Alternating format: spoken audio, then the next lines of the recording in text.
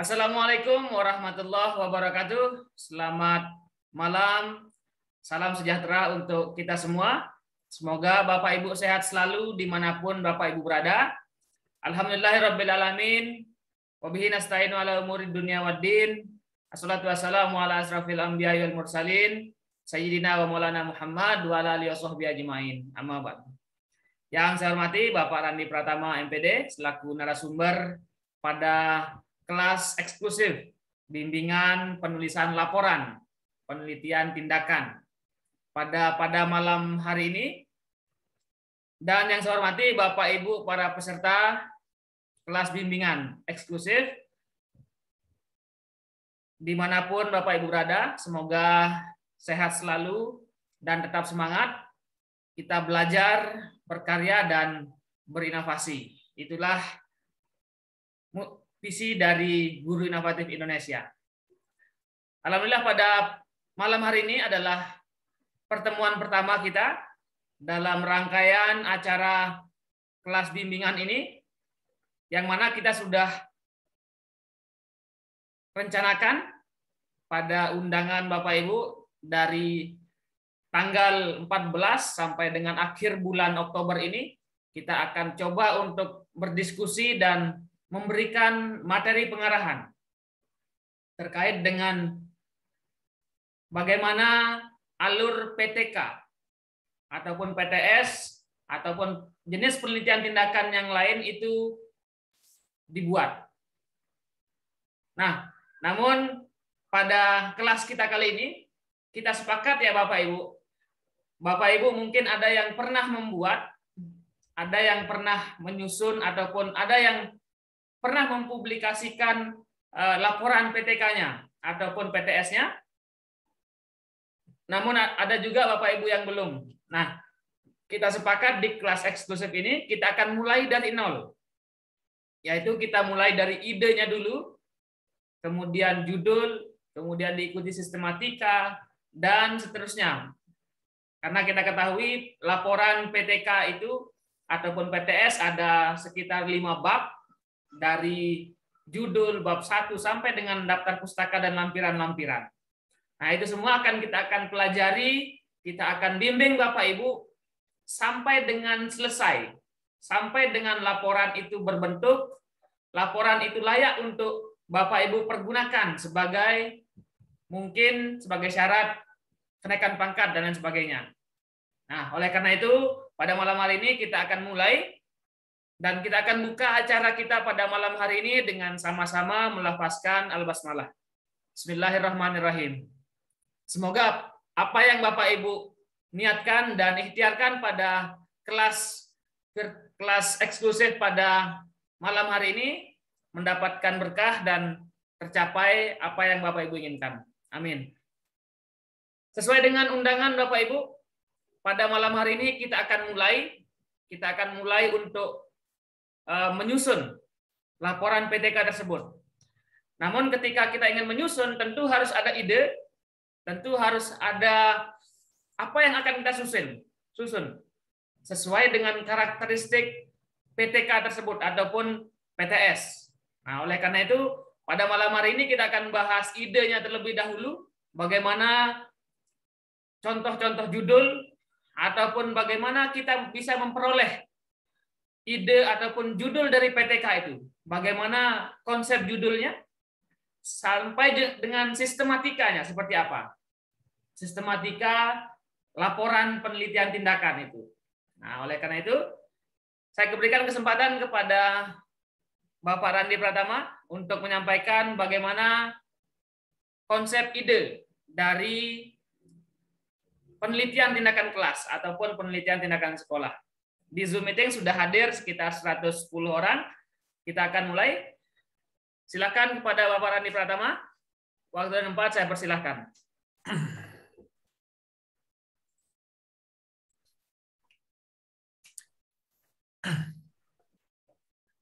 Oke, baik. Terima kasih Bapak Dr. Suhardi. Saya buka. Assalamualaikum warahmatullahi wabarakatuh. Salam sejahtera Bapak Ibu untuk kita semua. Di malam hari ini ada 2 materi yang akan kita bahas ya untuk kelas menulis laporan PTK ya. Di sini untuk yang pertama nanti saya akan membahas mengenai bagaimana cara menemukan ide untuk menulis PTK gitu, termasuk juga bagaimana cara menulis judul PTK. Dan kemudian nanti dilanjutkan oleh Bapak Suwardi membahas mengenai sistematika awal dan juga bagaimana khususnya menulis bab 1 dari PTK. Sehingga dari malam ini harapan kami adalah Bapak Ibu nantinya bisa sudah menulis judul dan juga menulis bab 1. Jadi nanti kita akan buat step by step. Dalam 1 minggu ini kita menulis judul dan bab 1. Minggu berikutnya kita akan menulis bab 2 dan bab 3. Minggu berikutnya bab 4 dan bab 5. Sehingga harapan kami dalam 1 bulan laporan PTK dari Bapak Ibu akan selesai, harapan kami gitu ya. Tetapi apabila memungkinkan karena memang di lapangan banyak terjadi berbagai macam situasi ya, sehingga mungkin ada yang belum sempat penelitian atau yang lainnya sehingga belum selesai dalam waktu 1 bulan ini, Bapak Ibu nggak perlu khawatir, artinya tetap kami bimbing, tetap kami review laporan PTK dari Bapak Ibu sampai dengan tuntas gitu. Jadi tidak perlu khawatir jika 1 bulan belum selesai. Oke, akan saya masuk materinya, langsung masuk materinya.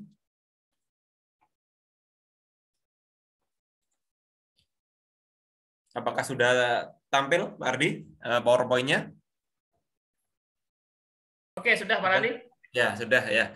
Oke, kita mulai yang materi yang pertama, yaitu di sini awal dari sebuah penelitian pastinya adalah menemukan suatu ide, ya, suatu ide penelitian apapun, baik PTK, PTS ataupun penelitian yang lainnya. Karena di sini kita fokusnya PTK, nanti kita akan menggali bersama-sama bagaimana membuat judul PTK yang sifatnya reasonable, ya, membuat PTK yang mungkin untuk Bapak Ibu lakukan. Karena PTK itu kalau kita buat judul yang susah bisa, buat judul yang mudah bisa, tergantung nanti Bapak Ibu pengennya seperti apa.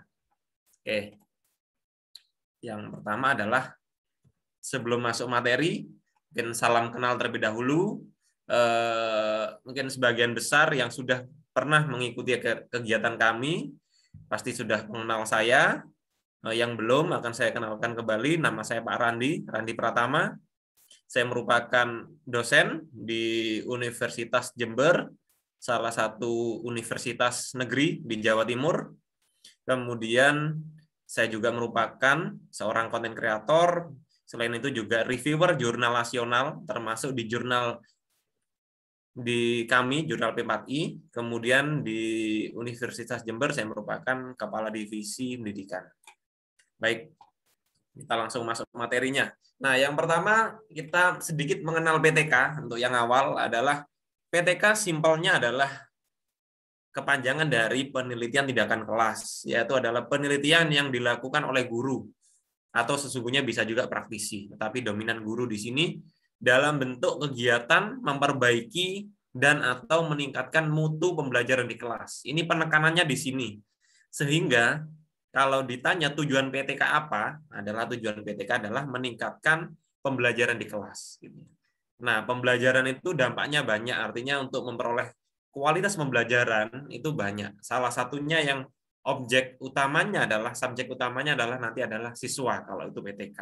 Sehingga seringkali mungkin Bapak Ibu ketika melihat judul PTK, pasti ada keterangan di sana di judulnya untuk meningkatkan apa siswa gitu. Untuk meningkatkan motivasi siswa, untuk meningkatkan hasil belajar, dan yang lainnya. Mengapa siswa? Karena memang dalam proses pembelajaran di kelas, siswa adalah sesuatu yang dapat kita acuan untuk mengukur kualitas pembelajaran. Meskipun tidak hanya dilihat dari siswa saja sesungguhnya, tetapi dari siswa dan dari segi guru. Nantinya PTK kita juga harus menilai dari beberapa aspek gitu ya, termasuk salah satunya juga guru harus diperhatikan. Nah, nanti kita akan bahas lebih lanjut. Itu tentang PTK. Kemudian apa itu PTS? Nah, PTS adalah penelitian tindakan sekolah, yaitu penelitian yang hampir sama dengan PTK. Bedanya di sini adalah PTS dilakukan oleh kepala sekolah atau bisa juga pengawas sekolah. Ya, kalau PTK adalah memperbaiki pembelajaran di kelas, kalau PTS adalah memperbaiki mutu, ya, mutu atau meningkatkan mutu sekolah. Ya, bisa mutu dari guru-guru di sekolah tersebut, bisa juga manajemen di sekolah tersebut, dan yang lainnya. Nah, dari dua hal ini, baik PTS maupun PTK, sama-sama diawali dari kata-kata P dan T, penelitian tindakan. Jadi sesungguhnya langkah-langkahnya sama, ya, langkah-langkah dan alurnya sama-sama sebuah penelitian tindakan atau action research. Ya, karena, nah di sini action research atau penelitian tindakan sesungguhnya bukan suatu penelitian yang baru, Bapak Ibu, ya.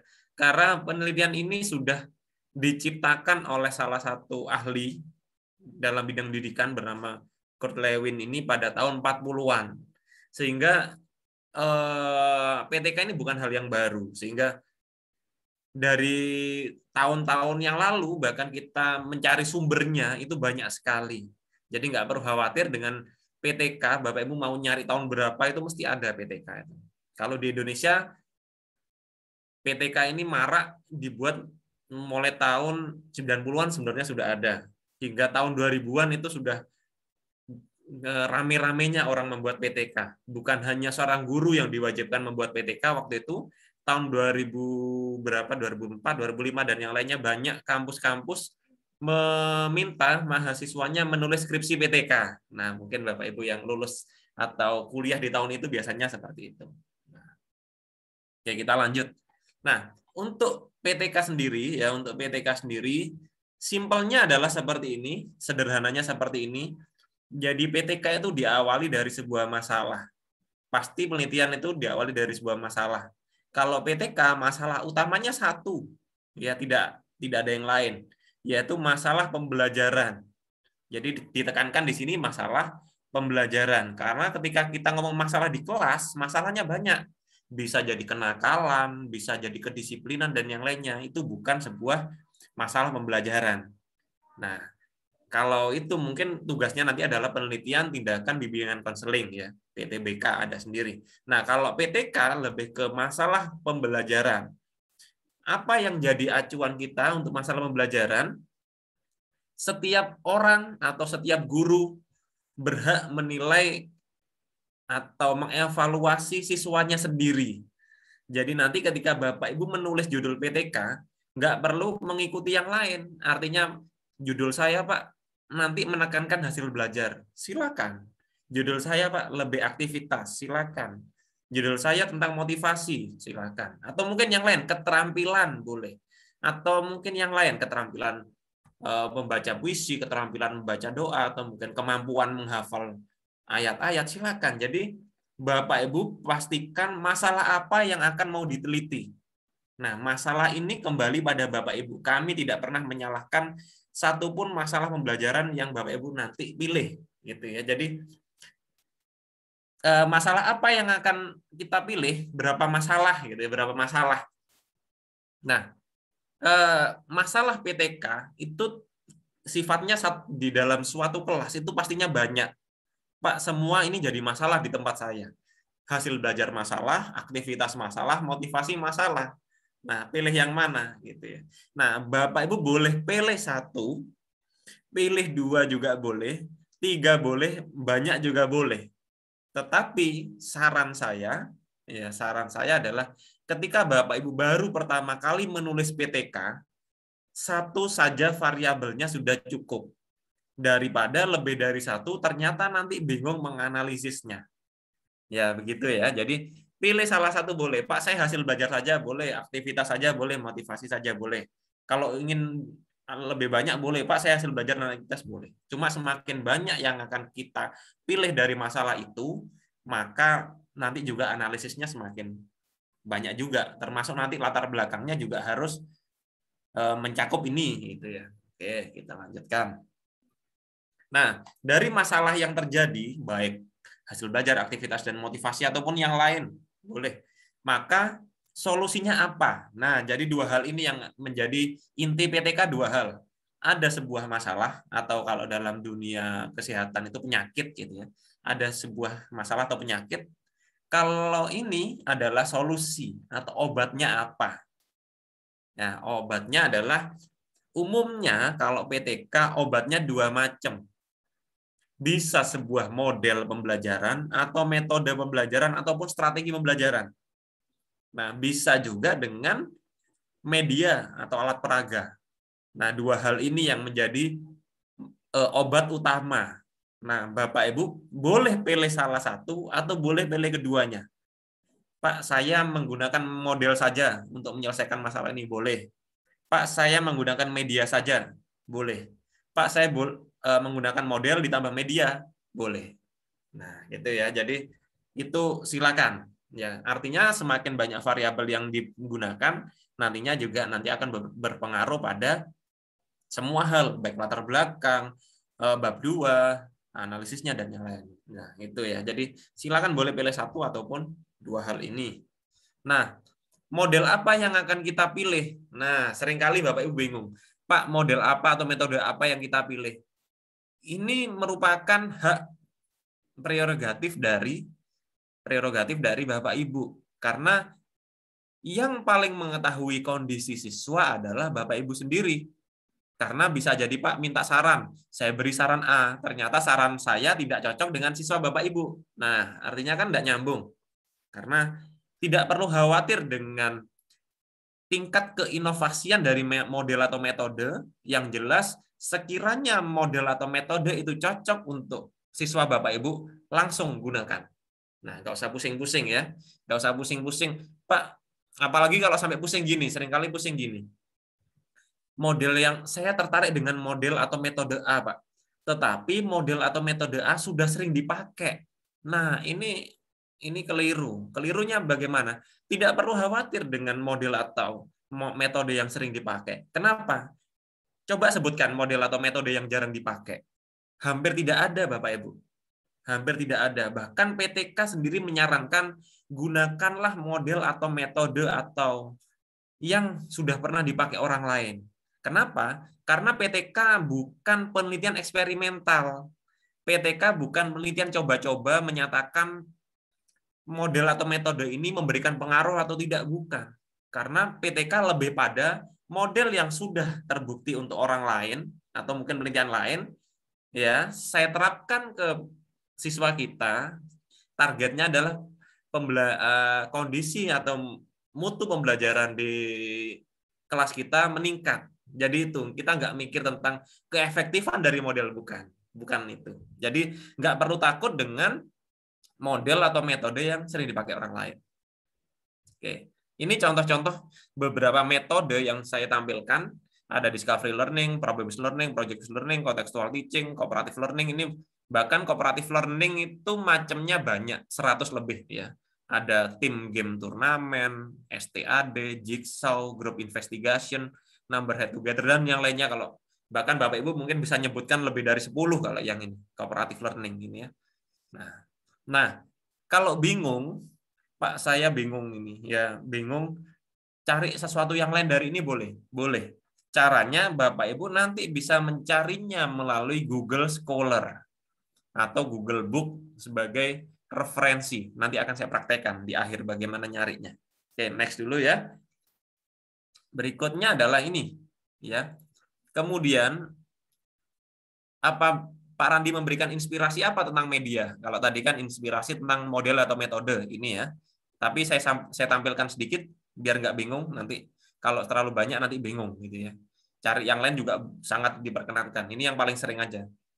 Kemudian kalau media, apalagi di masa pandemi. Di masa pandemi apa boleh Pak melakukan PTK? Boleh. Namanya penelitian tindakan kelas. Kelas yang dimaksud di dalam PTK karena sudah pergeseran masa, pergeseran era, maka kelas juga bisa dikatakan diperumum. Bukan hanya suatu bentuk kelas dalam bentuk fisik, tetapi bisa juga dalam bentuk suatu wadah yang sifatnya di sana ada guru, di sana ada siswa, dan di sana ada pembelajaran. Itulah kelas. Sehingga yang dimaksud kelas bukan hanya tentang di ruang, tetapi bisa juga di tempat digital gitu ya. Makanya ada istilah Google Classroom. Ada istilahnya virtual classroom. Artinya kelas-kelas yang sifatnya virtual, kelas digital. Nah, dari situlah PTK mulai berkembang. Bapak Ibu juga bisa melakukan penelitian tindakan kelas dengan daring. Nah, jadi itu nggak masalah daring. Nah, apa saja yang bisa kita lakukan? Inspirasinya yang bisa kita gunakan. Pilih salah satu media yang sekiranya cocok. Boleh video conference. Pak, saya penelitiannya medianya Zoom. Silakan. Pak, saya Microsoft Teams. Pak, saya Google Meet. Pak, saya ini silakan. Boleh pilih salah satu. Atau tidak pakai video conference, Pak. Saya maunya pakai video. Boleh. Video saya nanti dieditnya pakai Filmora, Pak. Atau mungkin Camtasia atau yang lain. Silakan. Ya, ini saya percepat aja. Nanti saya kirim. PowerPoint-nya sudah ada di grup. Bisa nanti Bapak Ibu baca. Ini yang sudah beberapa Bapak Ibu guru juga menggunakan ini. Pak, saya menggunakan WhatsApp group untuk PTK. Boleh. Pak, saya menggunakan YouTube. Pak, saya menggunakan, bahkan kemarin ada yang, Pak, saya menggunakan pemanfaatan aplikasi TikTok. Silakan Bapak Ibu. Selama itu memang dianggap sebagai media untuk pembelajaran, ya silakan. Gitu ya. Kita menilai dari sudut pandang yang positif. Gitu ya. Kalau kita lihat sudut pandang negatif, semua pasti jelek. Gitu ya. Termasuk YouTube, kalau kita negatifnya jelek. Gitu. Nah, termasuk TikTok. TikTok mungkin terkenal dengan joget-joget. Gitu ya. Ternyata bisa juga digunakan untuk media pembelajaran. Dan dipastikan yang dikirim ke siswa juga sesuatu yang edukatif. Gitu ya. Nah, silakan bisa Bapak Ibu kembangkan sendiri dari ini. Boleh. Atau boleh yang lain. Pak, saya sukanya pakai LMS, Learning Management System, atau suatu kelas yang virtual. Saya pakai Google Classroom, boleh. Pakai Edmodo, boleh. Schoology, boleh. Dan yang lainnya, boleh. Kelas Maya, boleh. Atau juga bisa menggunakan aplikasi-aplikasi ini. Pak, saya pembelajarannya dengan Animaker, bantuan Animaker, Powtoon, Canva, PowerPoint. Nah, jadi banyak sekali yang dapat kita gunakan. Kemarin ini juga sedang tren dengan Quizizz, Kahoot, Google Form, Mentimeter, dan yang lainnya. Dan yang terakhir dengan salah satunya dengan website gitu ya, dengan Google Site, dengan WordPress, dengan Blogspot, dengan ini. Nah, pastinya dengan banyaknya variasi tadi, Bapak Ibu biasanya mulai terinspirasi bisa, mulai bingung bisa. Artinya kenapa kok bingung? Karena banyak pilihannya gitu ya. Tetapi maka dari itu Bapak Ibu nanti lebih banyak membaca mana yang cocok untuk saya gitu. Dan untuk siswa saya, bukan hanya sekedar untuk saya ya, tapi untuk siswa saya. Jangan sampai Bapak Ibu memilih sesuatu media ternyata itu memberatkan. Contoh, Pak sering curhat ke saya, Pak, saya pengen menggunakan Zoom. Tetapi Zoom di daerah saya terpencil sinyalnya, Pak. Siswa-siswa saya posisinya di daerah lereng pegunungan. Kalau saya di kota, saya lancar, siswa saya susah. Maka itu jangan dipaksakan. Ya, artinya PTK itu harus suatu model atau metode yang sifatnya paling cocok untuk siswa Bapak Ibu. Itu yang harus Bapak Ibu gali sendiri. Ya, Bapak Ibu gali sendiri. Nggak perlu khawatir kok kegampangan judul PTK saya. Nggak masalah ya. Ini bukan sebuah lomba. Kecuali nanti ada suatu lomba inovasi PTK, nanti itu beda cerita. Maka nanti harus judulnya inovatif dan yang lainnya. Tetapi kalau itu bukan lomba, lebih ditekankan pada model atau metode atau media yang paling cocok untuk siswa. Gitu ya. Oke, bagaimana cara nulis judul PTK? Hari ini kita sampai judul aja kalau saya. Judul PTK simpel ya. Judul PTK itu simpel. Saya beri formulanya seperti ini, yaitu kalau Bapak Ibu menggunakan sebuah metode pembelajaran atau model, nomor yang paling atas ini, maka awalilah kalimat judul dengan kata penerapan. Penerapan metode role playing misalkan untuk meningkatkan hasil belajar siswa kelas 4 SD ya, misalkan materi penjumlahan dan pengurangan tahun pelajaran apa, silakan ya. Nanti dibolak-balik boleh, karena seringkali, Pak, saya nggak suka kata penerapan di depan, saya sukanya meningkatkan dulu di depan, boleh. Saya sukanya upaya, Pak, di depan, boleh. Cuma intinya dari ini tercakup semua. Ya, kalau bingung dengan bolak-balik judul, ini formulasi yang paling sederhana, paling standar, gitu ya. Kalau menggunakan media, jangan keliru dengan kata penggunaan atau sesungguhnya pemanfaatan boleh, cuma lebih enak penggunaan Zoom Cloud Meeting, gitu ya. Penggunaan Kahoot, penggunaan Google Classroom, boleh langsung ya, dan yang lainnya. Jadi kalau metode penerapan, kalau media penggunaan. Nah, gabungan dari keduanya juga boleh. Penerapan model problem based learning dengan media WhatsApp group untuk meningkatkan ya aktivitas siswa, misalkan materi ini silakan ya. Jadi boleh metode, boleh media, boleh metode ataupun media digabung boleh, silakan. Untuk kalau awal-awal pilih salah satu boleh. Kalau PTS, penelitian tindakan sekolah juga sama, penerapan metode atau penggunaan media, tetapi di sini metodenya bukan metode pembelajaran. Kalau yang tadi kan saya tampilkan metode pembelajaran, tetapi kalau penelitian tindakan sekolah, maka penerapan yang dimaksud metodenya adalah cara, ya, cara bagaimana Bapak Ibu kepala sekolah atau pengawas sekolah meningkatkan suatu mutu sekolah. Contohnya adalah workshop, supervisi misalkan, dan yang lainnya. Yang paling simpel biasanya workshop atau pelatihan. Contohnya gini, penerapan metode ini dalam pelatihan ini, atau langsung ya pelatihan, langsung pelatihan boleh, pelatihan apa ya, pelatihan misalkan pelatihan Microsoft Word tahap tingkat ini untuk meningkatkan kompetensi guru-guru sekolah ini dalam penguasaan IT, boleh. Nah, jadi seperti itu, sesungguhnya sama-sama baik PTK ataupun PTS sama-sama menerapkan atau melakukan sebuah tindakan, karena di sini penelitian tindakan, sama-sama melakukan sebuah tindakan yang nantinya akan meningkatkan ataupun memperbaiki kualitas sekolah ataupun kelas, ya. Nah, nanti akan muncul pertanyaan, apakah boleh seorang guru melakukan PTS gitu ya. Seringkali ada yang tanya, "Pak, saya guru ingin melakukan PTS, apa boleh?" Kalau dibilang boleh, boleh aja gitu ya. Boleh-boleh aja, tetapi ranahnya nanti tidak tepat. Karena kalau guru memang ranah penelitiannya adalah di kelas. Kalau kepala sekolah ya sekolah. Jangan sampai ada itu kepala sekolah, Pak, kepala sekolah ingin meneliti sebuah PTK, boleh. Boleh saja gitu ya. Tetapi nanti khawatirnya kalau Bapak Ibu ingin melanjutkan ke kepangkatan misalkan gitu. Nanti khawatirnya tidak sesuai oleh penilai gitu. Itu ya. Tetapi kalau dari segi diperbolehkan Pak, boleh ya, boleh aja gitu. Boleh-boleh aja, enggak masalah gitu ya. Oke. Nah, mungkin itu materinya, nanti lebih banyak diskusinya. Mungkin sedikit lagi 5 menit akan kita bahas bagaimana cara mencari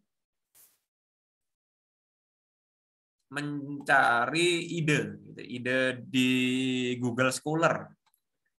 Nah, Bapak Ibu bisa buka browser gitu ya. Browser buka sekarang boleh, buka nanti boleh. Buka Google, di HP juga bisa. Tulis saja Google Scholar. Nah, kita klik yang paling atas. Muncullah ini Google Scholar. Nah, biasanya ngafalkannya bingung. Tulisannya bagaimana Pak? Kadang lupa saya, Google Scholar, SCH, apa-apa bingung. Maka Bapak Ibu saya ulangi lagi, daripada bingung, saya menyarankan dengan istilah bahasa Indonesia. Google Cendekia. Ya, kalau Cendekia kan sudah ingat pastinya. Google Cendekia. Nah, dibuka Google Cendekianya. Muncullah ini. Google Cendekia ataupun Google Scholar itu sama. Di domain yang sama, cuma beda istilah aja. Ini istilah bahasa Indonesianya. Istilah bahasa Indonesia dari Google Scholar. Nah, setelah masuk Google Cendekia, masuk halaman Google Cendekia, maka Bapak Ibu masukkan kata kuncinya. ingin neliti apa? Ya, ingin neliti apa? Coba mungkin Bapak Ibu ingin tulis di kolom chat. Ingin melakukan penelitian apa? Coba. Boleh. Bebas tentang apa, topiknya apa, atau medianya apa, atau model apa gitu. Coba tulis salah satu. Nanti akan saya browsing. Menulis cerpen, medianya mungkin, media atau LKPD. metode atau nah ini mungkin ya. Guided discovery learning mungkin ya, atau quizzes boleh, saya masukkan quizzes ya. Tulis saja, kalau jangan nulis quizzes, tambahkan dengan kata-kata yang tadi saya sampaikan. PTK ciri khasnya adalah kata-kata penerapan atau penggunaan. Boleh saya tulis penggunaan. Nah ini penggunaan quizzes dalam pembelajaran ya. Nah muncul banyak sekali, bukan hanya puluhan, ratusan artikel yang dapat Bapak Ibu baca sebagai referensi atau inspirasi. Jadi nggak usah berpikir sesuatu yang baru di PTK, karena justru nanti menyesatkan kalau sesuatu yang baru. Pasti sesuatu yang Bapak Ibu akan terapkan pasti sudah dilakukan oleh orang lain. Cuma Bapak Ibu mungkin belum menyadari itu, gitu ya. Oke. Nah, ini silakan pilih salah satu, misalkan memanfaatkan media kuisis untuk pembelajaran jenjang pendidikan dasar dan menengah di Bengkulu. Boleh dibuka gitu ya. Atau mungkin ini dibuka ini, kemudian Bapak Ibu baca-baca, oh seperti ini gitu ya. Oh, seperti, tapi ini bentuknya artikel ya, Bapak Ibu, bentuknya artikel. Kalau Bapak Ibu nanti PTK-nya sudah selesai bisa diartikelkan seperti ini. Tetapi target kita adalah membuat laporan. Nah, ini Google Cendekia ini dapat Bapak Ibu gunakan untuk mencari inspirasi gitu ya. Contoh yang lain, penggunaan media Google Classroom, oh banyak sekali nih. Tinggal tulis saja di atas. Penggunaan media Google Classroom. Nah, banyak sekali ya. Banyak sekali yang sudah PTK dengan Google Classroom. Banyak sekali. Silakan. Tulis yang lain, penerapan model pembelajaran kooperatif CTL, yo banyak sekali. Apalagi model pembelajaran yang sifatnya metode yang sudah lama, CTL, ke inquiry, guide discovery learning, dan yang lainnya tuh, apalagi cooperative learning tuh dimulai dari tahun 80-an, dikarang oleh Slavin tahun 80-an. Itu sudah banyak sekali. Dan tidak masalah kita gunakan sekarang. Bukan sesuatu hal yang jadul, ketinggalan zaman, tidak. Karena model atau metode pembelajaran itu sifatnya sepanjang masa. Ya, sepanjang masa dan yang lainnya. Nah, mungkin itu dulu, nanti kita akan diskusi lebih lanjut biar banyak waktu untuk diskusi. Oke, saya rasa cukup, nanti kita akan diskusi di 30 menit akhir. Selanjutnya, terima kasih, saya kembalikan ke Bapak Dr. Suwardi. Assalamualaikum warahmatullahi wabarakatuh. Waalaikumsalam warahmatullahi wabarakatuh. Terima kasih Pak Randi atas penyampaian terkait dengan ide dari penelitian PTK ataupun penelitian PTS. Pada dasarnya sama saja, ada kata penelitian dan tindakan dari Bapak Ibu, apakah Bapak Ibu seorang guru, seorang pengawas, ataupun kepala sekolah. Saya harapkan Bapak Ibu sudah ada nih terpikir ide. Tadi sudah dicontohkan bagaimana Bapak Ibu mencari referensi, kemudian PTK ini sangat sudah lama sekali Bapak Ibu, dan sudah banyak sekali penelitian terkait dengan PTK. Tinggal Bapak Ibu meneliti di kelas Bapak Ibu sendiri. Apakah Bapak Ibu sudah tatap muka ataupun online, daring, itu bisa. Baik, saya akan lanjutkan Bapak Ibu terkait dengan materi kedua terkait dengan sistematika. Ide sudah, ada gambaran judul PTK saya ini.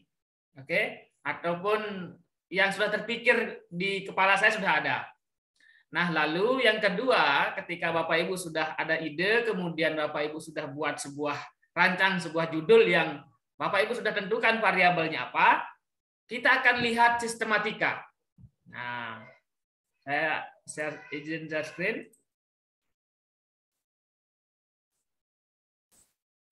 Oke, sudah terlihat ya Pak Randi ya, screen-nya? Ya, sudah Pak. Baik. Sebelumnya, salam kenal Bapak Ibu. Salam kenal dan salam hormat dari saya. Mungkin saya yang di grup Bapak Ibu, untuk menambahkan Bapak Ibu di grup WA tersebut, saya yang share juga tadi. Dan malam hari ini kita kenalan terlebih dahulu. Salam kenal Bapak Ibu, saya Suhardi yang nantinya akan lebih banyak berinteraksi dengan Bapak Ibu di grup WA. Kemudian saya juga salah satu pembimbing ataupun reviewer nanti dari laporan yang Bapak Ibu tulis. Saya juga bersama Pak Randi dan beberapa pembimbing lainnya sudah ada di grup. Nah, kita akan banyak berinteraksi nanti Bapak Ibu sampai dengan laporan Bapak Ibu selesai.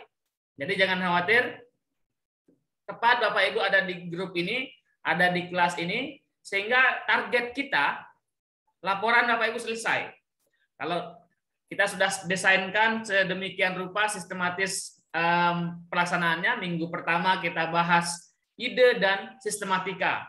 Minggu kedua nanti kita akan bahas bab 2 dan 3. Minggu ketiga kita bahas bab 4 dan 5 dan selesai. Jika Bapak Ibu intens, maka silahkan kita akan selesaikan laporan tersebut. Nah, saya juga dosen di Universitas Pendidikan Mandalika, Bapak Ibu, tepatnya di NTB. Kemudian sama dengan Pak Randi juga, saya editor dan reviewer juga di Jurnal Nasional. Nomor HP saya ini Bapak Ibu, silahkan Bapak Ibu jika ingin konsultasi, ingin sharing terkait dengan laporan PTK, silahkan. Di grup sudah ada juga. Kemudian saya ingin membuka pada malam hari ini, karena pekerjaan kita pada kelas ini adalah kita akan nulis. Kita akan susun laporan. Jadi memang penulis yang baik itu adalah 3% dari bakat, sisanya 97% itu kita harus paham teknik dasar, kemudian kita akan latihan, kita lihat contoh, kita lihat referensi, kemudian kita lihat materi-materi, itulah yang akan menjadi kunci Bapak Ibu. Nah, ketika kita sudah ada ide, kemudian kita lihat contohnya, kita sudah sharing juga dengan ahlinya ataupun pembimbing di kelas ini nanti, insya Allah laporan Bapak Ibu akan selesai. Di kelas ini juga kami akan sharing banyak sekali contoh laporan PTK. Pada selesai akhir acara pertama ini kami akan sharing beberapa laporan PTK Bapak Ibu. Nah, ini salam pembuka dari saya dan semoga kita bisa kerjasama dan kita akan selesaikan laporan dengan baik. Oke. Nah, renungan kedua Bapak Ibu, sedikit saja. Jadi Bapak Ibu, kita sebagai pendidik ataupun kita sebagai apapun di luar sana, kita harus lebih baik dari hari ke hari. Karena hari ini harus lebih baik dari hari kemarin. Kalau tidak, kita termasuk orang yang rugi ataupun celaka. Apalagi kita hari ini lebih buruk, ya kita termasuk orang-orang yang celaka seperti itu. Jadi setiap hari, setiap jenjang itu harus lebih baik. Oke? Nah, begitu juga pada pendidikan, pada profesi kita ini, kita harus lebih meningkatkan terus, upaya terus, ada usaha, ada upaya, ada proses untuk meningkatkan apakah pembelajaran, apakah kualitas sekolah, kualitas guru-guru. Nah, karena memang itu adalah salah satu amal kita Bapak Ibu.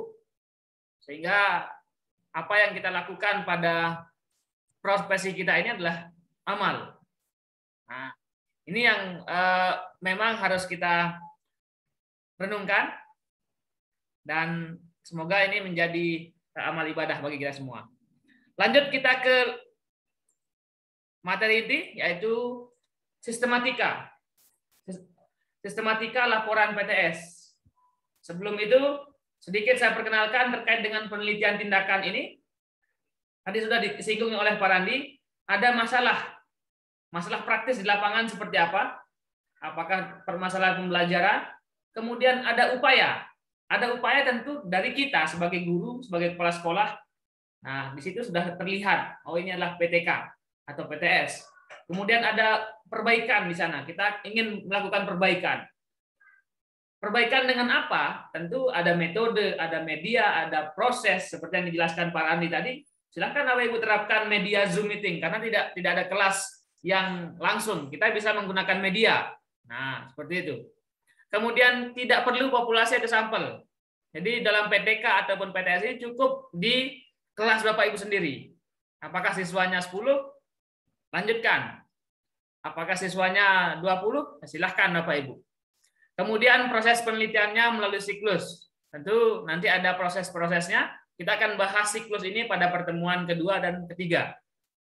Nah, tentu Bapak Ibu pernah, karena rata-rata Bapak Ibu sudah menjadi guru, tentu dulu pernah melalui skripsi pada saat S1 ataupun S2 di tesis dan disertasi. Pada dasarnya PTK ataupun laporan ini adalah satu bentuk sama seperti skripsi ataupun tesis. Ada sekitar 5 bab dan sudah familiar sekali. Bab 1 itu ada pendahuluan, bab 2 itu kajian pustaka ataupun kajian teori, bab 3 itu ada metodologi penelitian, kemudian bab 4 itu ada hasil dan pembahasan, dan bab 5 itu penutup. Jikalaupun ada yang berbeda sedikit ataupun ada yang berbeda sistematika, itu hanya sedikit saja. Tetapi pada umumnya semua laporan karya tulis ilmiah yang Bapak Ibu lihat, apakah itu deskripsi, laporan PTK, laporan PTS, tesis dan disertasi, itu hampir sama, 90% itu sama isinya ataupun struktur sistematikanya. Nah, oleh karena itu, Bapak Ibu, jika memang Bapak Ibu ingin menulis sebuah PTK, pastikan kita punya satu contoh laporan PTK. Bukan kita ingin tiru full gitu, tapi ada yang kita jadikan acuan. Oh, ini loh formatnya sebuah PTK seperti itu. Nah, PTK yang Bapak Ibu susun nantinya akan ada dari judul sampai dengan lampiran. Nah, judul tadi sudah Bapak Ibu ada ide, kemudian kita akan lanjutkan pada bab 1 tentunya. Nah, bab 1 itu ada pendahuluan. Nah, biasanya dalam bab 1 dalam laporan PTK itu ada latar belakang, ada rumusan masalah, kemudian tujuan penelitian dan manfaat penelitian. Ini yang banyak kita temukan dalam format laporan PTK, apakah Bapak Ibu dari Kemendikbud ataupun dari Kemenak, dan hampir sama isi dari bab 1. Oke, nah untuk judul tadi sudah dijelaskan oleh Pak Randi, sedikit saya singgung sedikit lagi. Jika silahkan Bapak Ibu ingin menerapkan metode apa, karena memang tujuan kita ingin menerapkan sesuatu untuk memperbaiki ataupun meningkatkan sesuatu. Kita terapkan media Zoom meeting untuk meningkatkan aktivitas siswa kita. Nah, kita ingin menerapkan atau menggunakan media misalkan PowerPoint untuk meningkatkan kreativitas ataupun hasil belajar. Silahkan. Karena itu adalah contoh ataupun model dari judul PTK. Ada hal yang kita terapkan dan ada hal yang kita ingin tingkatkan sebagai seorang guru ataupun Bapak Ibu sebagai kepala sekolah, apakah pengawas, apakah guru BK, itu bisa. Nah, jadi dalam kelas ini silahkan Bapak Ibu sebagai guru kah ataupun kepala sekolah dan pengawas, silahkan bisa menyusun sesuai dengan profesinya sekarang. Oke. Lalu bab 1 pendahuluan. Nah, ini isinya Bapak Ibu ada latar belakang, rumusan masalah, kemudian tujuan penelitian dan manfaat penelitian. Ini yang Bapak Ibu akan tulis pada bab 1. Nah, adapun isi dari latar belakang ini, kalau latar belakang yaitu alasan-alasan kenapa kita ingin menulis terkait dengan PTK dengan judul ini, yaitu uraian kondisi ataupun masalah pembelajaran di kelas gitu ya. Di kelas serta pentingnya masalah tersebut untuk dicari solusinya. Nah, ini yang menjadi dasar Bapak Ibu dalam Bapak Ibu tulis sebuah latar belakang. Kemudian rumusan masalah yaitu identifikasi, nah ya, hasil identifikasi dan analisis masalah yang menjadi rumusan, yang menjadi masalah yang ada di kelas ataupun di sekolah tersebut. Nah, Bapak Ibu rumuskan ataupun tulis dalam bentuk kalimat tanya. Nanti akan kita lihat contohnya langsung. Kemudian tujuan penelitian. Ya, tujuan penelitian yang biasa Bapak Ibu tulis harus sesuai dengan rumusan masalah. Yaitu apa yang menjadi tujuan, jawaban dari rumusan masalah tersebut. Nah, kemudian masalah manfaat penelitian, tentu apa yang menjadi manfaat penelitian Bapak Ibu secara teori dan secara praktis ataupun secara nyata di lapangan. Nah, ini yang menjadi konsen Bapak Ibu akan tulis pada bab 1 pendahuluan. Dan settingan kita ataupun rencana kita pada minggu ini, Bapak Ibu sudah mampu ataupun bisa untuk menulis satu judul dan bab 1 pendahuluan dari laporan PTK Bapak Ibu. Karena kita coba sistematis ya. Minggu pertama Bapak Ibu susun judul dan bab 1, minggu kedua Bapak Ibu susun bab 2 dan bab 3, minggu ketiga Bapak Ibu susun bab 4 dan bab 5, selesai PTK tersebut.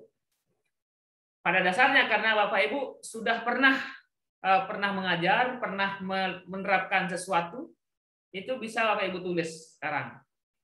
Nah, lalu latar belakang yang pertama, apa saja isinya?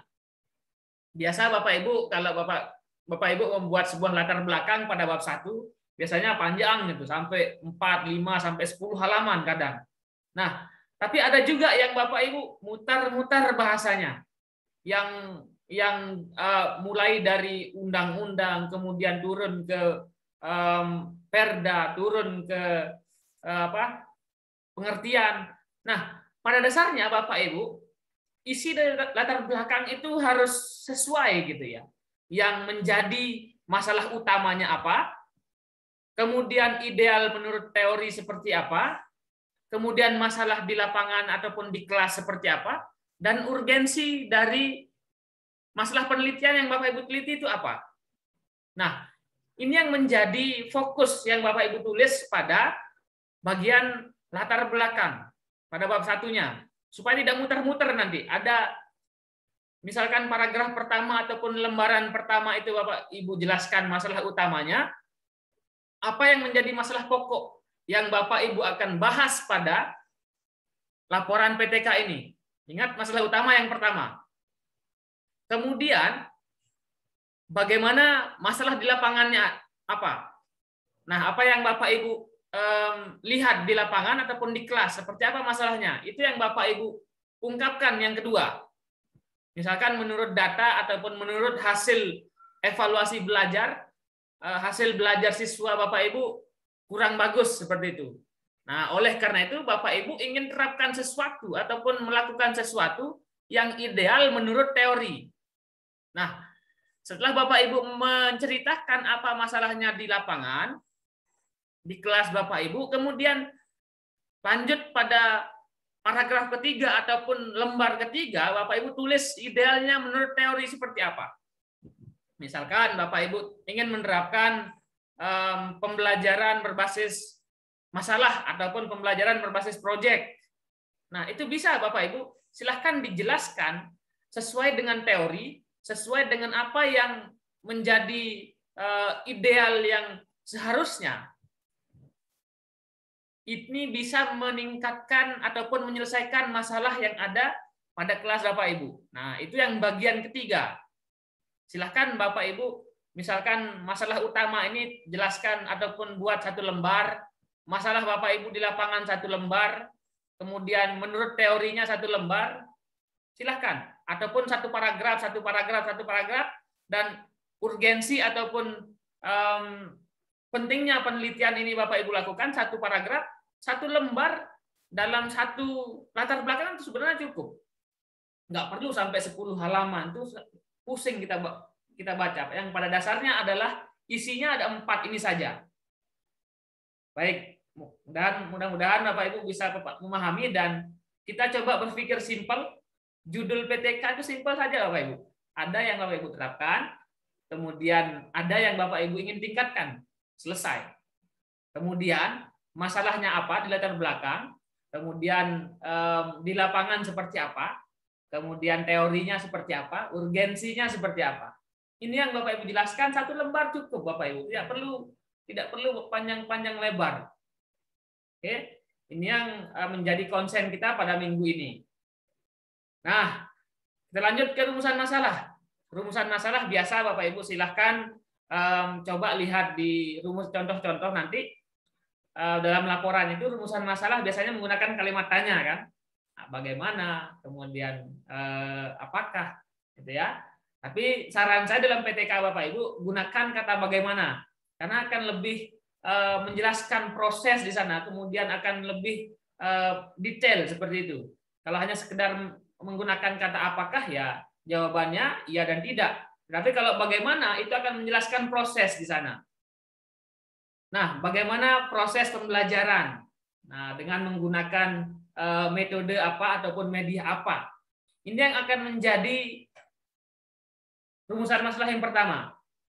Nah, kemudian yang kedua, ya silakan Bapak Ibu mau menggunakan satu rumusan masalah ataupun dua, dipersilahkan. Jika memang Bapak Ibu hanya meneliti ataupun ingin mencari prosesnya saja, itu boleh, ataupun langsung ke hasil belajarnya silahkan. Tapi idealnya ataupun saran saya pakai dua, hasil belajarnya juga, ataupun hasil dari penerapan yang Bapak Ibu lakukan. Misalkan Bapak Ibu mau menerapkan media, bagaimana hasilnya nanti? Nah, setelah Bapak Ibu menerapkan media ataupun metode ataupun strategi pembelajaran itu.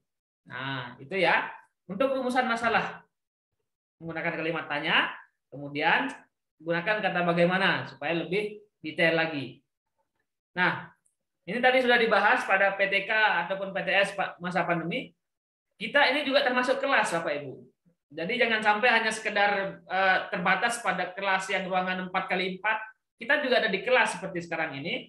Silahkan Bapak Ibu bisa tulis ataupun gunakan fasilitas seperti ini. Nah, ini nanti akan kita bahas. Nah, itu Bapak Ibu untuk bab satunya. Bab 1, silakan Bapak Ibu fokus pada latar belakang tadi yang isinya sudah jelas sesuai dengan apa yang saya jelaskan. Kemudian susun rumusan masalah dan tujuan penelitiannya yang sesuai juga apa yang saya jelaskan tadi. Kemudian saya sedikit memberikan tips Bapak Ibu menulis penelitian tindakan ini. Yang pertama, pahami sistematikanya. Di sistematika sebuah laporan itu sudah baku di sana. Jika Bapak Ibu ingin menulis sistematika laporan PTK, ya sudah ada sistemnya sendiri. Jadi harus diikuti. Dan sistematika itu bersifat mutlak. Jika Bapak Ibu tidak mengikutinya, tentu tidak akan dinilai ataupun akan salah seperti itu. Nah, rencanakan ide dan konsepnya. Nah, Bapak Ibu tadi sudah diberikan untuk idenya, kemudian bagaimana Bapak Ibu cari konsepnya ataupun sumber pustakanya, kemudian buat kerangka tulisan. Nah, dari sekarang Bapak Ibu silahkan buat kerangkanya terlebih dahulu. Oke, judulnya apa? Kemudian bab 1, latar belakangnya apa? Kemudian bagian A latar belakang, kemudian bagian B rumusan masalah, bagian C itu tujuan penelitian. Nah, nanti setelah itu ada bab 2. Itu namanya kerangka Bapak Ibu. Silakan buat terlebih dahulu itu. Nah, siapkan bukti penunjang. Nah, biasanya dalam PTK itu diminta nanti ada bukti-bukti, ada data. Data nanti Bapak Ibu akan menampilkan mungkin grafik ataupun tabel, foto, itu bisa dimasukkan. Kemudian tentukan deadline. Nah, makanya kami dari kelas ini kita akan coba Bapak Ibu ya, kita akan coba pada minggu ini. Silahkan deadline diri Bapak Ibu sendiri. Kalau kami hanya sekedar memfasilitasi, jika memang Bapak Ibu, ayo kita lebih cepat, lebih baik, seperti itu. Jadi dalam 1 bulan sudah selesai laporan tersebut. Silahkan minggu ini Bapak Ibu, sekali lagi saya ingatkan, ataupun ini sudah berkali-kali saya omongkan, minggu ini Bapak Ibu siapkan judul dan bab 1-nya. Karena deadline Bapak Ibu, kita akan coba minggu ini sudah deadline. Minggu depan kita coba untuk bahas bab 2 dan 3. Nah, kemudian mulai dari sekarang. Tips selanjutnya. Kalau Bapak Ibu tidak mulai, ya akan molor pastinya. Teman-teman sudah selesai nanti di kelas ini, Bapak Ibu sendiri yang masih belum gitu ya. Jadi usahakan kita coba pelan-pelan. Jadi tidak bisa kita buat laporan langsung jadi berapa ratus halaman seperti itu, tapi sedikit demi sedikit, tahap demi tahap. Silahkan Bapak Ibu mulai menulis judul, mulai menulis bab satunya terlebih dahulu minggu pertama ini. Jadi nggak berat kok Bapak Ibu. Judul sudah banyak bertebaran di internet, judul PTK sesuai dengan minat Bapak Ibu. Kemudian silahkan susun bab satunya. Ya, ini yang menjadi konsen kita pada malam hari ini dan minggu ini. Terima kasih. Kita akan lanjutkan pada sesi diskusi. Pada akhirnya nanti, akhir Zoom ini saya akan share beberapa contoh dari laporan PTK yang sudah kami siapkan. 1 menit ya Bapak Ibu. Saya akan share ataupun berikan ini contoh dari PTK. Nah, di sini sudah banyak sekali saya berikan contoh laporan PTK, PTS, PTK 1, hampir 50-an yang bisa Bapak Ibu lakukan ataupun telah nantinya. Nah, ini contoh laporan PTK 1, 2, 3, banyak sekali Bapak Ibu. Nah, ini bisa Bapak Ibu lihat dalam contoh ini. Memang akan lebih enak Bapak Ibu akan baca pelan-pelan nanti ya. Laporan ini meningkatkan motivasi dan prestasi belajar siswa. Nah, dengan menggunakan metode apa? Metode group investigation. Oke. Lalu silahkan pada bab satunya latar belakang. Itu ada daftar isi dan bab 1 pendahuluan. Nah, latar belakang ini tidak panjang-panjang Bapak Ibu. Cukup hanya 1 lembar atau 2 lembar yang menjelaskan terkait dengan 4 poin tadi sudah selesai. Oke. Nah, ini rumusan masalah. Rumusan masalahnya tentunya seperti saran saya tadi, tidak salah sebenarnya Bapak Ibu menggunakan apakah ataupun bagaimana, hanya saran untuk lebih meningkatkan kualitas dari PTK Bapak Ibu, silahkan menggunakan kata bagaimana, penerapan, kemudian bagaimana hasilnya, seperti itu. Kemudian tujuan penelitian untuk menjawab, untuk apa gitu ya, untuk meningkatkan ini, untuk meningkatkan hasil belajar, kemudian untuk sesuai dengan menjawab dari rumusan masalah ini. Lalu kemudian manfaat penelitian. Nanti akan ada manfaat secara teoritis, ada manfaat secara praktis.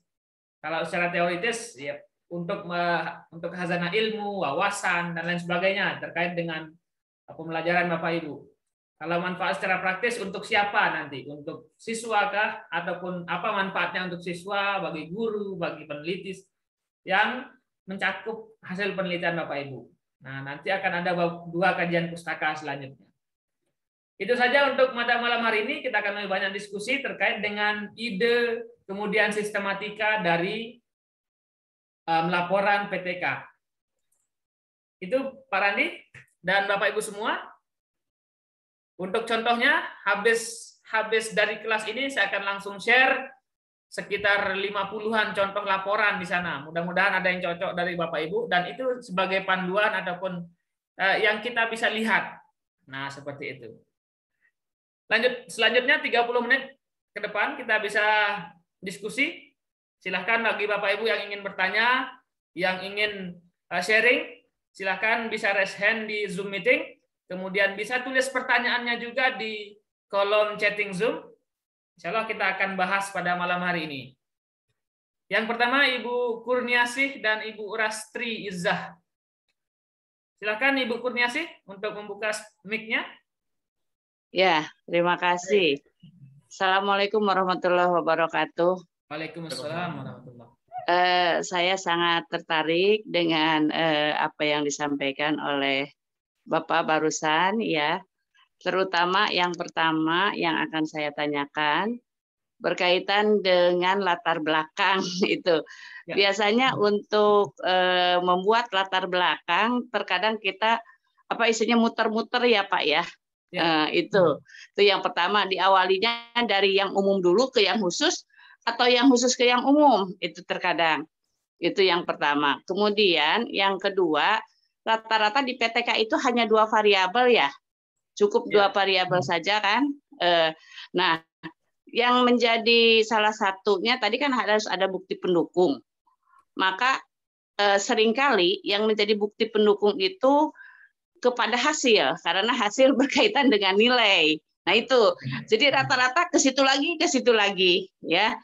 Nah kalau misalnya untuk motivasi misalnya, atau untuk keaktifan, itu dari mana kita bisa melihat pendukungnya? Terkadang suka agak kesulitan ya. Kalau hasil belajar kan udah jelas terlihat dari nilai lah.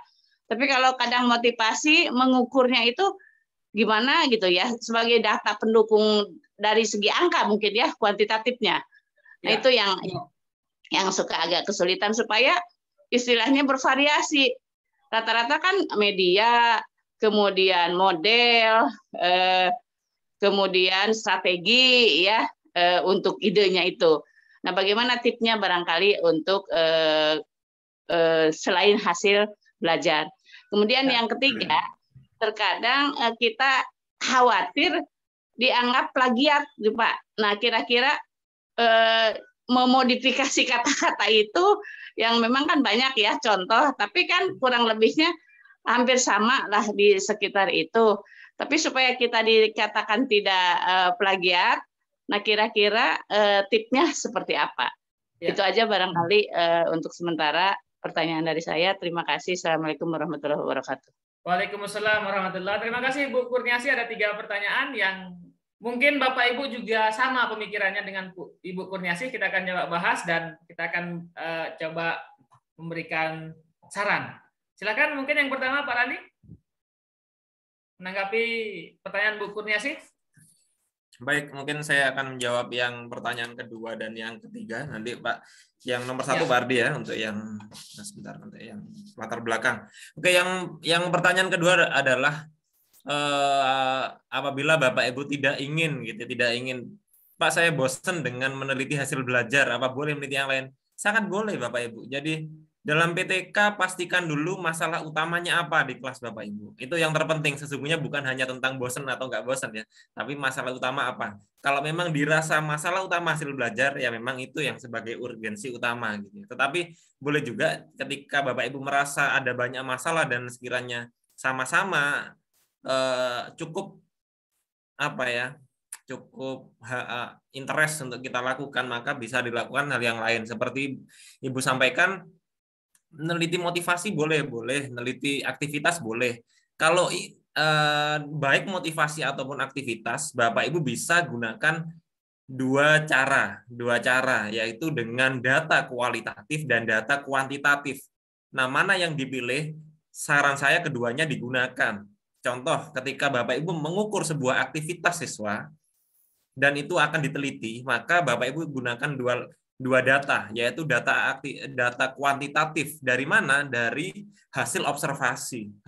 Observasinya misalkan siswa ketika melakukan ini dapat centang di observer ya, observer menyentang nilai 4, nilai 5. Silakan Bapak Ibu membuat namanya sebuah rubrik atau sebuah pedoman lembar aktivitas siswa. Nah, itu yang pertama. Yang kedua juga bisa dengan data kualitatif. Jadi lembar observasi itu bukan hanya kuantitatif, bisa juga kualitatif. Jadi di sebuah lembar ada centang-centangnya dan ada hal-hal apa yang sudah dilakukan siswa. Sehingga ketika nanti ada sebuah peningkatan, maka peningkatannya bukan hanya tentang peningkatan skor, tetapi peningkatan prosedur yang sudah dilakukan siswa gitu. Jadi itu yang Bapak Ibu bisa teliti ya, baik motivasi, kalau motivasi bisa dengan angket bisa, dan yang lainnya. Jadi tetap bisa menggunakan angka, bisa, tetap bisa juga menggunakan data kualitatif ya, atau deskriptif juga bisa. Yang kedua adalah bagaimana caranya agar tidak plagiat. Nah, plagiat ini sekali lagi bukan hanya tentang judul. Ya, jadi apabila Bapak Ibu judulnya mirip, termasuk saya menjawab beberapa pertanyaan yang ada di kolom chat, apabila Bapak Ibu judulnya mirip dengan penelitian yang lain, itu bukan sebuah plagiasi, karena itu hanya judul. Contoh, judul film A dan judul film B, judulnya sama, apakah plagiasi? Bukan, karena isinya kan filmnya beda, Ibu. Termasuk judul lagu. Satunya judulnya Camelia, satunya juga Camelia, apakah plagiasi? Bukan, hanya judulnya yang sama. Tapi liriknya nggak sama, nadanya nggak sama. Nah, itulah yang menjadi acuan. Jadi ketika Bapak Ibu judulnya mirip, tidak masalah, asalkan isinya tidak sama. Ya, kalau sampai isinya sama, itulah yang disebut plagiat. Gitu, simpelnya gitu. Tekniknya bagaimana agar tidak plagiat? Jangan banyak copy paste. Itu kunci utamanya. Nanti akan saya bahas minggu depan. Itu dulu Pak Ardi. Baik, terima kasih Pak Randi atas jawabannya, dan memang ada standar. Jadi tidak harus memang tidak akan mungkin bebas 0 plagiat dalam satu karya tulis. Ada standar batas maksimal, yaitu 25%. Jadi judulnya sama ya, paling hanya 0, sekian persen lah samanya itu. Kemudian yang kedua, terkait dengan latar belakang tadi Bu Kurniasih, yang saya jelaskan pada PowerPoint tadi itu adalah sebagai petunjuk agar latar belakang Bapak Ibu tidak muter-muter. Jadi pertama Bapak Ibu tentu dalam sebuah latar belakang kita dari umum dulu, kemudian mengerucut ke khususnya. Nah, jadi salah satu cara agar Bapak Ibu tidak muter-muter latar belakangnya, perhatikan 4 komponen tadi. Masalah topik utamanya atau masalah utamanya apa? Misalkan dalam hasil belajar. Kemudian masalah Bapak Ibu ada di lapangan seperti apa di kelas, bisa Bapak Ibu tunjukkan apakah dari sisi hasil observasinya, kan Bapak Ibu guru nih ataupun kepala sekolah. Bisa Bapak Ibu tampilkan data pertama, hasil observasi. Ini hasil dari pra penelitian ataupun pra tindakan Bapak Ibu. Dari hasil belajar ataupun raport evaluasi ataupun hasil observasi Bapak Ibu, tunjukkan pada bagian kedua ataupun paragraf kedua dalam latar belakang Bapak Ibu. Di paragraf ketiga atau bagian ketiga, tunjukkan teori ataupun hal yang menjadi idealnya yang Bapak Ibu ingin terapkan. Nah, Bapak Ibu ingin terapkan media apa misalkan, media Zoom meeting. Nah, silahkan dikaji secara teori. Nah, dikaji secara teori itu yang akan Bapak Ibu terapkan di PTK Bapak Ibu. Nah, setelah bagian ketiga tadi, lalu disampaikan pada bagian terakhir urgensi dari penelitian tindakan Bapak Ibu ataupun yang Bapak Ibu ingin teliti itu. Nah, jadi 4 komponen itu yang Bapak Ibu buat dalam satu latar belakang agar tidak muter-muter. Itu intinya. Itu Bu Kurniasih. Semoga bisa menjawab, dan Bapak Ibu yang mungkin pertanyaannya sama, kita lanjutkan kepada Mbak Ibu Rastri Izzah. Saya persilakan untuk membuka mic-nya. Assalamualaikum warahmatullahi wabarakatuh. Waalaikumsalam, Bu Rastri. Ya, terima kasih atas kesempatannya, Pak. Terima kasih juga untuk tadi ilmunya. Sangat menarik sekali karena saya baru mau belajar tentang PTK kali ini. Simpel saja, Pak, pertanyaan saya. Tadi kan sudah dipaparkan beberapa alternatif jenis PTK, baik dalam pembelajaran tatap muka maupun daring itu bisa dibuat PTK. Tapi pada saat kesempatan kali ini kan beberapa sekolah sudah ada yang memberlakukan PTM terbatas 50% berangkat, 50% di rumah gitu. Nah, apakah dalam pelaksanaan PTK ini boleh bagaimana jenisnya gitu, Pak? Maksudnya apakah kita boleh PTK untuk keduanya atau pilih salah satu yang tatap muka saja atau daring saja? Padahal pada kenyataannya kan tatap muka juga sebentar aja karena 50% itu kan terbatas dan waktunya pun tidak seperti biasa gitu. Hanya itu sih Pak pertanyaannya. Terima kasih. Pak Rani?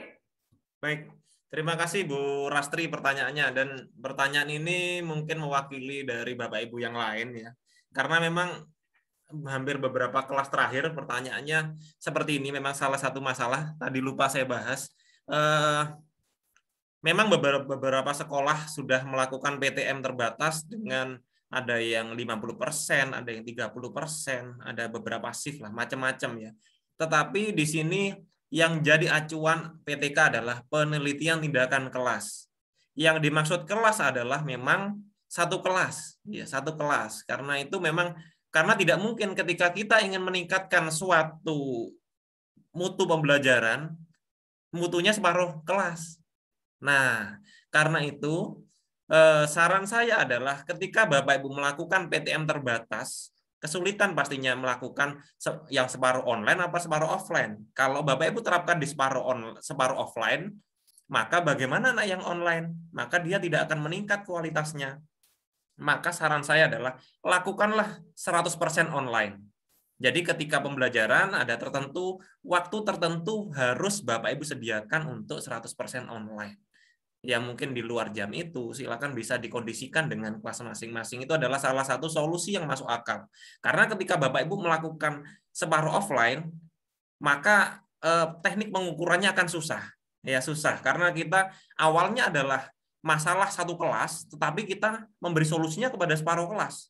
Itu sudah tidak pas ya, secara treatmentnya tidak pas. Maka solusinya adalah 100% bisa lakukan secara online. Sambil menunggu nanti kebijakan sudah bisa 100% offline gitu ya. Mungkin itu. Ya, seperti itu Pak Ibu Rastri. Untuk Bapak Ibu yang menanyakan terkait dengan contoh, sudah saya share di WA Group link untuk mendownload contoh laporan PTK ataupun PTS yang mungkin Bapak Ibu bisa jadikan referensi ataupun acuan dari sistematikanya. Oke, dan isinya juga sudah ada beberapa yang mungkin ada juga yang tidak pas gitu ya. Jadi kami hanya cari sebagai referensi yang pada dasarnya itu bisa jadikan contoh. Oke. Lanjut yang sudah bertanya terkait dengan di Zoom meeting, Bapak Agung Dwi dan Pak Nanang.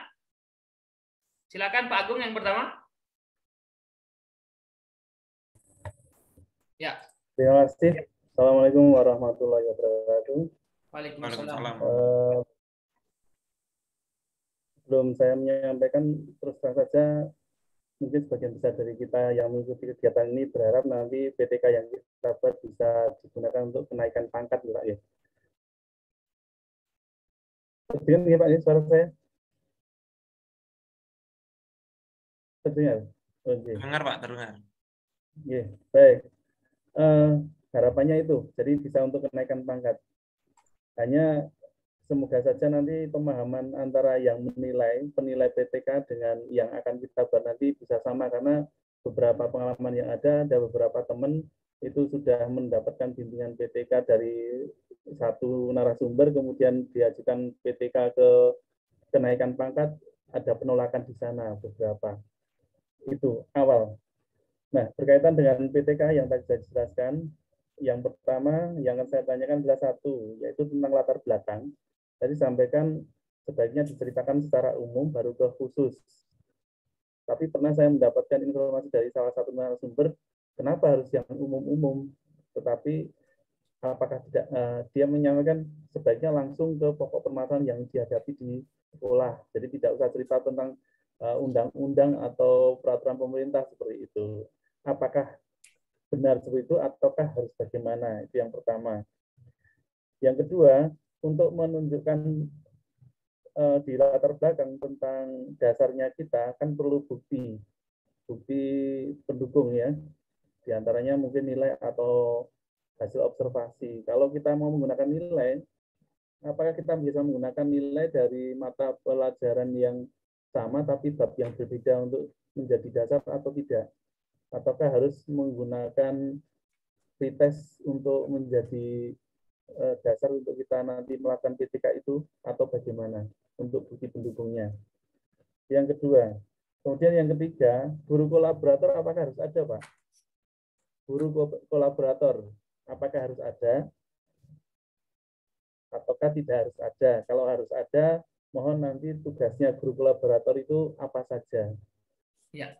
Kemudian masalah rumusan masalah, tadi kan dicontohkan, diberikan template oleh Pak Hadi tadi menggunakan kata bagaimana, kan bagaimana, tapi banyak PTK yang menggunakan kalimat apakah, ya. Kalau apakah mungkin saya bisa memahami karena kemudian dijawab di tujuan. Apakah ini dapat meningkatkan, di tujuan kan ini dapat meningkatkan kan gitu. Tapi kalau kita pakai bahasa bagaimana nanti di tujuan kelihatannya kok agak sulit membuat jawabannya atau membuat kalimat yang bagaimana tadi secara lengkap mungkin dicontohkan yang arahnya ke apa ya, permasalahan yang sedang akan kita teliti itu. Ya. Itu saja sekiranya yang perlu saya mohonkan penjelasan lebih lanjut untuk lebih memantapkan lagi, dan yang sebagian tadi saya sudah WA dengan Pak Randi Pratama yang sudah dijawab, itu akan dijawab besok di bab 2 begitu. Ya, saya tunggu yang itu ya Pak. Terima kasih, kurang lebihnya mohon maaf. Assalamualaikum warahmatullahi wabarakatuh. Waalaikumsalam warahmatullahi wabarakatuh. Baik, terima kasih Pak Agung Dwi. Nah, pertanyaannya mewakili banyak dari teman-teman yang lain. Yang pertama terkait dengan PTK yang Bapak Ibu tulis, ada kasuistis yang sudah dibimbing pun sudah merasa sudah bagus tetapi ditolak. Nah, itu mungkin di luar jangkauan kami. Nah, karena pada dasarnya ketika dulu saja pada saat skripsi, namanya pembimbing ataupun dosen itu kadang kita sudah merasa menulis benar gitu ya, tetapi ada saja yang dicoret-coret sama dosen kita. Nah, pada prosesnya Bapak Ibu, ketika kita sudah merasa menulis dengan baik, kemudian sudah kita terapkan sistematika yang baik, kemudian sesuai dengan permasalahan yang apa yang kita hadapi di kelas, sesuai dengan bidang kita. Jadi kadang ada penolakan itu memang tidak sesuai dengan bidang. Bapak Ibu mengajar pada matematika, PTK-nya di luar matematika itu. Jadi itu biasanya dalam penolakan yang salah satu yang pernah saya lihat alasan dari penilai itu. Kemudian ada juga beberapa alasan yang ya selama Bapak Ibu menulis dengan sistematika yang benar, dengan isi yang betul-betul ada yang Bapak Ibu terapkan, kemudian ada hasilnya, ada prosesnya, ada hasil, kemudian ada bukti-bukti dalam lampiran yang Bapak Ibu cantumkan dalam laporan itu, insya Allah laporan penelitian Bapak Ibu akan diakui. Kemudian yang kedua terkait dengan latar belakang, itu adalah petunjuk Pak Agung. Sekali lagi, biasanya latar belakang itu dari umum ataupun ke khusus. Jikalaupun ada yang to the point saja bahasanya seperti itu, ya bisa jadi, bisa juga. Silahkan to the point, tidak perlu undang-undang. Kadang ada latar belakang, ada pendahuluan Bapak Ibu yang membahas di masa pandemi gitu ya, pembelajaran ataupun hasil belajar di masa pandemi. Pada awalnya membahas terkait dengan membahas angka COVID, kemudian kapan COVID itu muncul. Nah, itu yang sangat tidak perlu. Jadi langsung saja to the point pada apa masalahnya di lapangan. Kemudian teori yang mendukung ataupun teori yang idealnya seperti apa. Kemudian urgensi seperti yang di PowerPoint tadi, itu yang menjadi pokok yang Bapak Ibu jelaskan pada latar belakang. Jadi silahkan Bapak Ibu tulis sesuai dengan bagian tadi. Lalu selanjutnya pada apa tadi, mohon maaf, yang keempat tadi itu, silakan Pak Randi bisa menambahkan pertanyaan dari Pak Agung. Oke, baik, terima kasih Pak Agung atas pertanyaannya ya. Oke, mungkin kelas PTK ya, kelas PTK ini alhamdulillah ya kita sudah laksanakan beberapa bulan terakhir. Setiap bulan kita mengadakan, ini bulan yang keempat kalau nggak salah ya, mengadakan. Bulan yang pertama sudah banyak guru yang sudah mencetak PTK-nya dan alhamdulillah diterima. Karena apa? Yang terpenting dari proses penerimaan adalah yang pertama kesesuaian dengan sistematika. ketika Bapak Ibu sudah sesuai dengan sistematika dan sudah sesuai cara penulisannya yang lainnya benar, 90% atau lebih saya yakin diterima. Apabila tidak diterima, harusnya seorang penilai akan memberikan sebuah catatan, nanti karena ada catatannya. Dari catatan itu bisa Bapak Ibu perbaiki lagi misalkan, dan tetap boleh berkonsultasi ke kami. Jadi nggak perlu khawatir ya. Jadi itu yang pertama. Yang berikutnya adalah kita bahas satu persatu tentang yang pertanyaan dari Pak Agung yang hasil belajar pada latar belakang. Apakah perlu data pada latar belakang? Boleh, sangat disarankan. Ya, sangat disarankan apabila Bapak Ibu memberikan sebuah data sebagai penunjang bahwasannya memang hasil belajar di kelas saya rendah, silakan. Apakah pada mata pelajaran yang sama ini juga sesuai dengan disesuaikan dengan kondisi. Apabila Bapak Ibu ingin mengambil nilai sebelumnya atau nilai misalkan nilai UTS atau nilai yang sudah ada, boleh. Karena memang acuannya adalah kita targetnya adalah ketika kita ingin meneliti hasil belajar, sudah ada data hasil belajar sebelumnya, boleh. Apabila Bapak Ibu ingin lebih jelas, lebih pasti, boleh juga menggunakan pretest. Ya, pretest yang dilakukan di siklus sebelum siklus atau disebut dengan prasiklus, boleh. Jadi silakan. Ya, atau Pak, saya tidak menggunakan data angka, menggunakan data deskripsi, boleh. Tetapi kalau ada data angkanya, paling enggak data singkat berapa persen yang seperti ini, berapa persen seperti ini, itu dirasa lebih masuk akal, lebih baik, ya, lebih memberikan bukti yang lebih konkret gitu. Itu yang pertama. Yang berikutnya adalah kolaborator, apakah wajib ada gitu ya. Nah, mungkin yang dimaksud adalah observer. Ya, saya luruskan istilahnya, kolaborator adalah orang yang berkolaborasi. Kalau dalam penelitian, kolaborator sifatnya setara. Orang yang sama-sama meneliti satu topik yang sama disebut dengan kolaborator, berkolaborasi gitu ya. Tetapi kalau observer, orang yang membantu kita, mungkin maksudnya adalah observer, apakah observer itu wajib ada di penelitian kita? Kalau dalam penelitian tindakan kelas, kalau dibilang wajib sesungguhnya tidak, tetapi sangat-sangat disarankan. Kenapa sangat disarankan? Karena dalam PTK pada langkah ketiga merupakan observe, langkah pengamatan. Pada langkah itu nanti akan saya bahas di minggu depan di bab 3. Di langkah observe, pengamatan, siapa yang mengamati siswa? Guru bisa mengamati siswa. Tetapi pertanyaannya adalah siapa yang mengamati kita sebagai seorang guru mengajar? Kan kita tidak mungkin kita sendiri mengamati diri sendiri. Pasti sangat subjektif. Maka butuhlah minimal satu orang observer, minimal. Siapa yang jadi observer? Boleh teman sejawat, boleh guru di sekolah lain, boleh. Silakan. Yang penting orang tersebut dirasa mampu, ya mampu. Syukur-syukur sama bidang studinya. Apabila tidak sama juga boleh. Yang penting memahami dengan langkah-langkah pembelajaran yang akan dilalui guru, gitu ya. Nah, yang berikutnya yang terakhir adalah rumusan masalah. Apakah harus bagaimana? Ya, sesungguhnya apakah boleh, Bapak. Tetapi dalam penelitian PTK ini termasuk jenis penelitian yang dominan di arah kualitatif. Kalau apakah nanti hanya yes or no question atau penelitiannya tidak gitu, itu arahnya nanti akan penelitian kuantitatif ya. Sehingga kalau bagaimana itu akan lebih mendeskripsikan. Lah ini ketika Bapak bingung dengan rumusan kan pastinya akan sinkron dengan tujuan. Tujuannya apa? Tinggal menambahkan kata mendeskripsikan. Sehingga ketika rumusan masalah contohnya gini.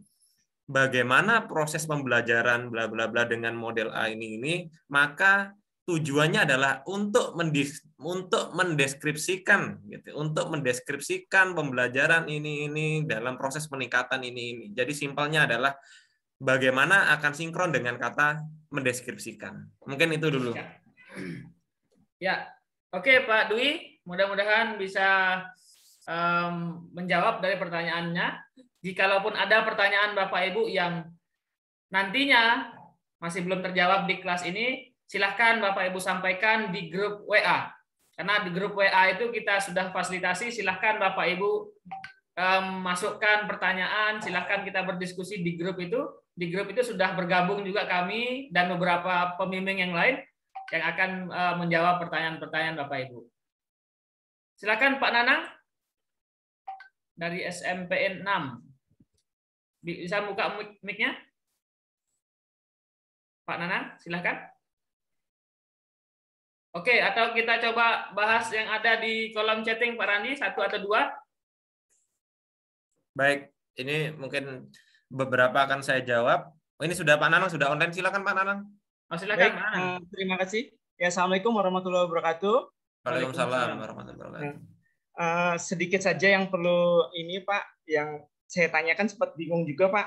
Yang pertama itu untuk masalah validasi instrumen Pak. Nah, itu untuk validasi instrumen misalkan untuk peningkatan mutu pembelajaran itu yang memvalidasi itu siapa ya Pak kira-kira? Nah, ini kan keperluan untuk menaik pangkat Pak rencananya Pak. Itu yang pertama. Terus yang kedua itu untuk mengenai sumber atau buku yang diambil itu berapa tahun terakhir atau yang terbaru di internet atau seperti apa gitu ya Pak ya. Tuh, yang kedua. Terus yang ketiga Pak, untuk siklus itu minimal itu berapa ya Pak? Berapa kali siklus? Baik, mungkin hanya itu saja Pak. Singkat. Terima kasih. Sama-sama Pak Nanang, dan alhamdulillah wah Pak Nanang sudah jauh sekali nih nanya instrumen, kemudian siklus, dan apa tadi satu lagi sudah ya. Oleh karena itu memang Bapak Ibu kita mulai dari nol Bapak Ibu. Jikalaupun ada yang sudah mohon kita mulai dari betul-betul dari judul, kemudian dari bab 1 terlebih dahulu, kemudian kita akan berlanjut pada minggu kedua bagaimana instrumen itu, apakah instrumennya berbentuk kuesioner ataupun kualitatif, silahkan. Kemudian kita tanggapi Pak Randi, silahkan. Ya boleh, mungkin akan saya jawab secara singkat saja, nanti selebihnya nanti akan di minggu-minggu depan banyak materinya ini Pak. Yang pertama adalah tentang validasi instrumen ya. Dalam PTK sebuah instrumen yang akan kita gunakan istilahnya boleh divalidasi, boleh juga tidak gitu, karena tidak ada kewajiban dalam proses validasi. Jika Bapak Ibu merasa ingin memvalidasi instrumennya, silakan. Artinya ketika melalui proses validasi, maka Bapak Ibu harus menyiapkan seseorang menjadi seorang validator. Pastinya orang validator adalah orang yang ahli dalam bidang itu. Tetapi itu dalam PTK tidak diwajibkan. Karena PTK adalah lebih pada menerapkan suatu instrumen yang sudah ada, atau mungkin yang sudah Bapak Ibu buat ke siswa, dan jadi orang yang paling mengerti siswa adalah Bapak Ibu sendiri. Jadi boleh divalidasi, boleh juga tidak. Jadi tidak ada masalah dalam hal itu, kecuali penelitian yang lain seperti penelitian pengembangan yang lain, dan yang lainnya itu memang wajib validasi.